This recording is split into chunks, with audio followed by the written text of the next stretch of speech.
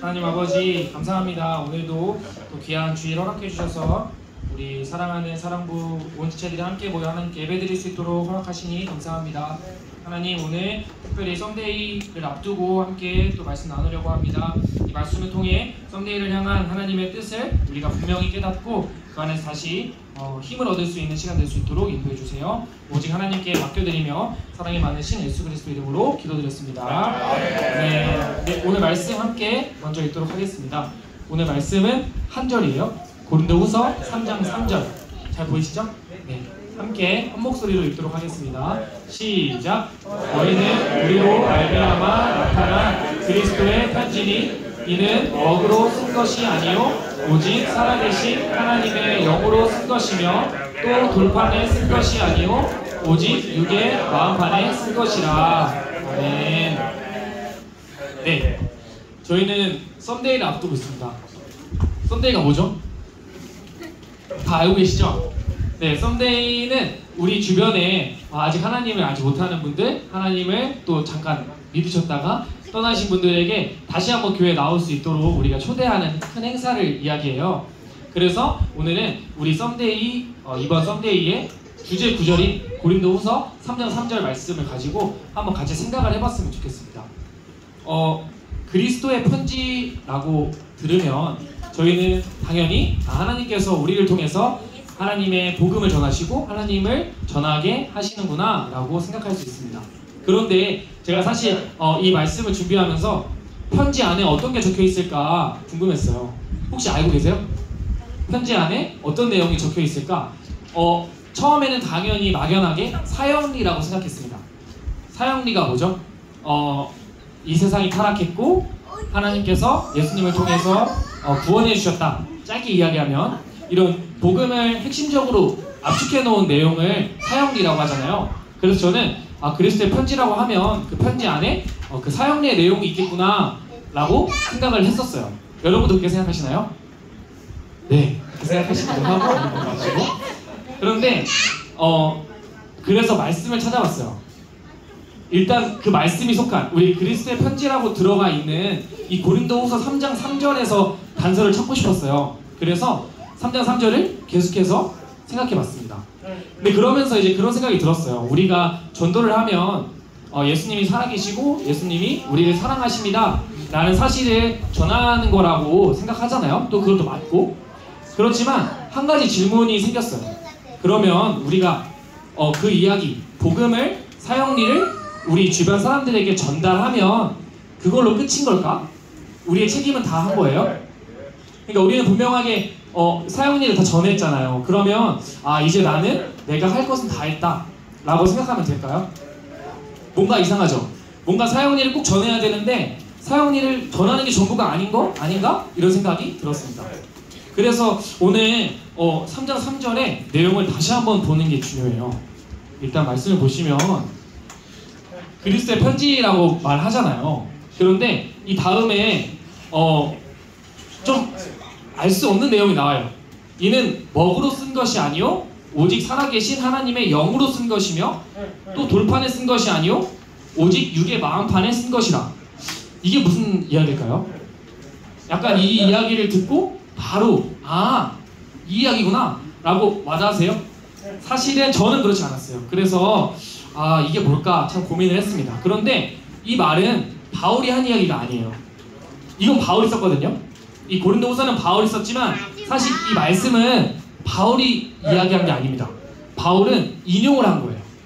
바울이 에스겔서의 말씀과 또 예레미야서에 예레미야와 에스겔이 말했던 그 구약 성경을 인용한 겁니다. 그 내용이에요. 내용이 아주 똑같습니다. 그런데 그렇다면 그 내용은 무엇일까요? 결론부터 말씀드리면 새 언약입니다. 갑자기 어려워지죠. 새 언약. 새 언약이 무슨 말이지? 자, 새 언약이 무슨 말이지? 우리는 사실은 이게 좀 어렵습니다. 그런데 알 필요가 있어요. 새 언약. 이거를 다르게 얘기하면 여러분이 알고 있는 단어가 될 거예요. 신약? 어때요? 우리 알고 있나요? 신약? 신약이 새 언약입니다. 갑자기 좀 친숙해지죠? 성경에는 신약과 구약이 있잖아요. 그것에 있는 신약, 신약을 바로 오늘 말했던 이 편지 안에 쓰여져 있는 내용입니다. 그런데 성경 안에 신약이라고 할 때 약은 뭘까요? 생각 안 해보신 적도 있을 거예요. 아니, 생각해본 적이 없으실 수 있어요. 그 신약의 약은 약속이에요. 언약할 때 그 약. 그러니까 성경은 약속인 거죠. 그런데 구약할 때도 약이 있죠. 그러니까 구약에서도 약속이 있고 신약에서도 약속이 있는 거예요. 그게 성경이고 구약은 이전의 약속, 신약은 새로운 약속. 이렇게 성경은 되어져 있습니다. 그러면 약속이 중요하다는 걸 알겠죠. 그리고 우리 약속에 대한 이야기를 많이 들었잖아요.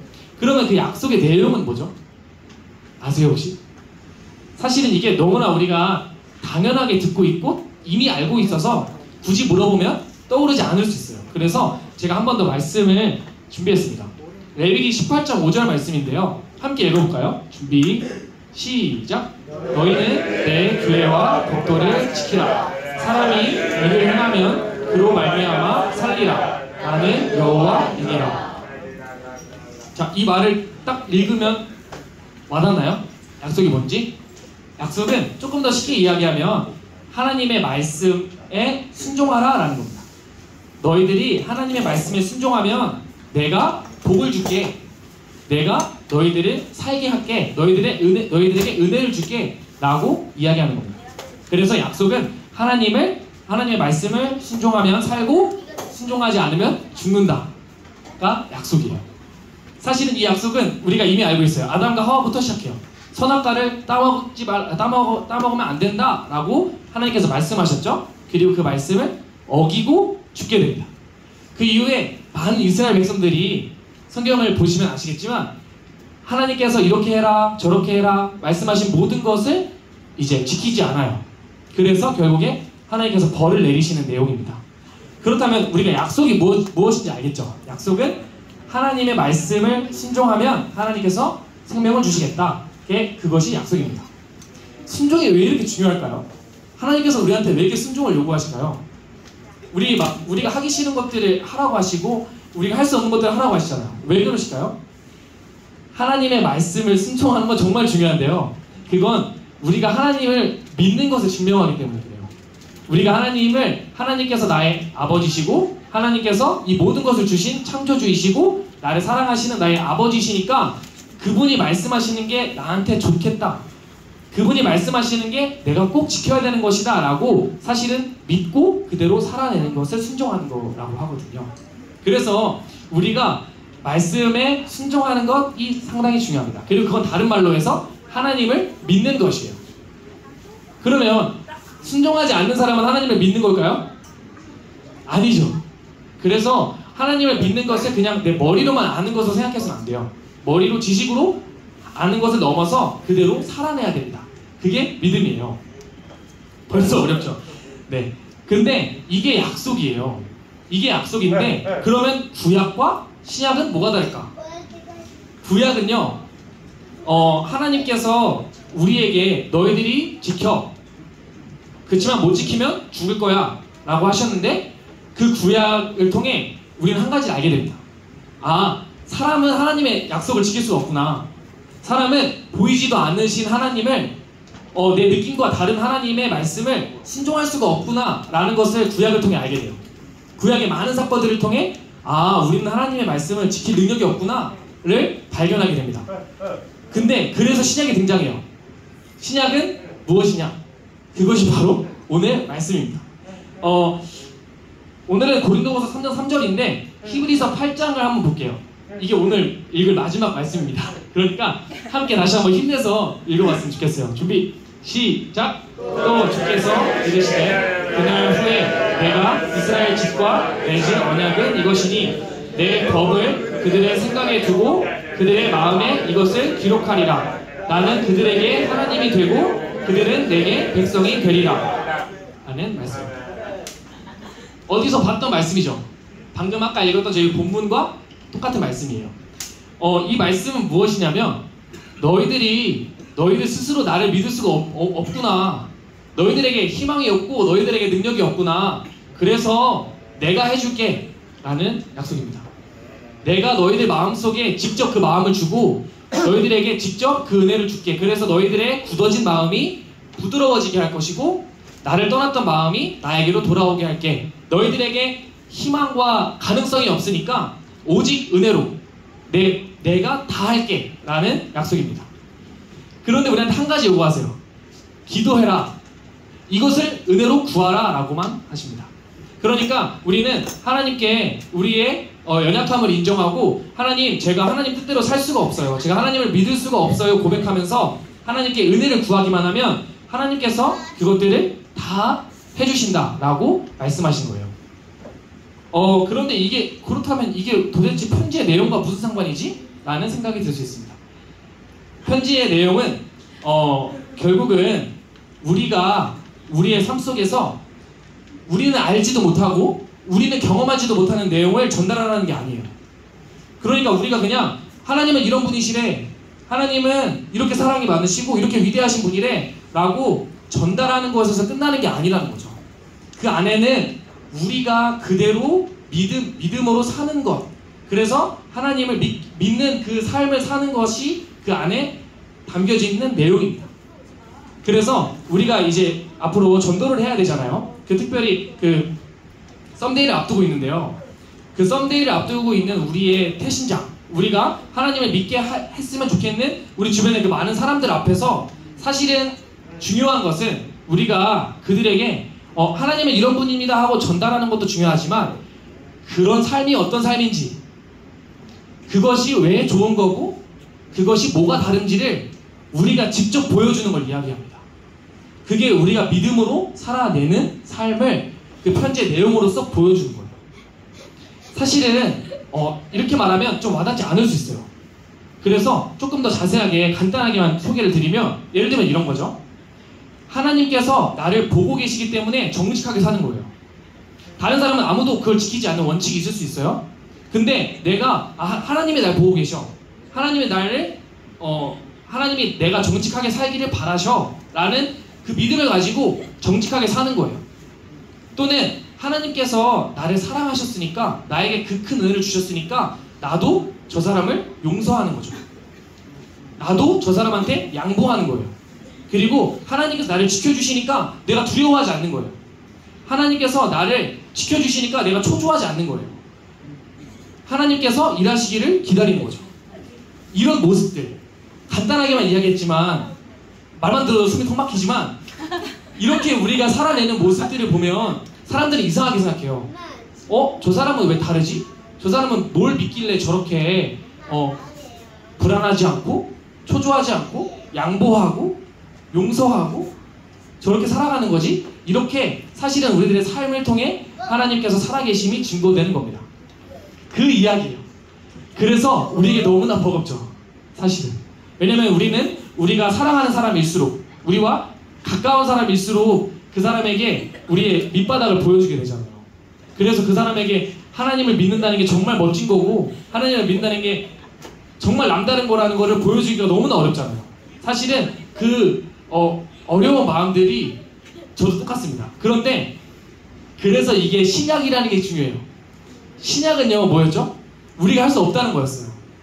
신약은 이것들을 하나님께서 해주신다는 거거든요. 우리가 그 믿음으로 사는 삶을 하나님께서 해주신다. 그러니까 우리는 그 은혜를 구하자. 그렇게 은혜를 구했을 때 하나님께서 모든 것을 은혜로 이루어 주실 거다라는 것이 신약이잖아요. 그러니까 우리가 다른 사람들에게 믿음으로써 우리의 삶을 보여주는 것, 하나님을 드러내는 것 중요하지만 그 방법이 하나님께 의지하는 것에 있다는 겁니다. 그래서 이게 신약이라는 게 중요해요.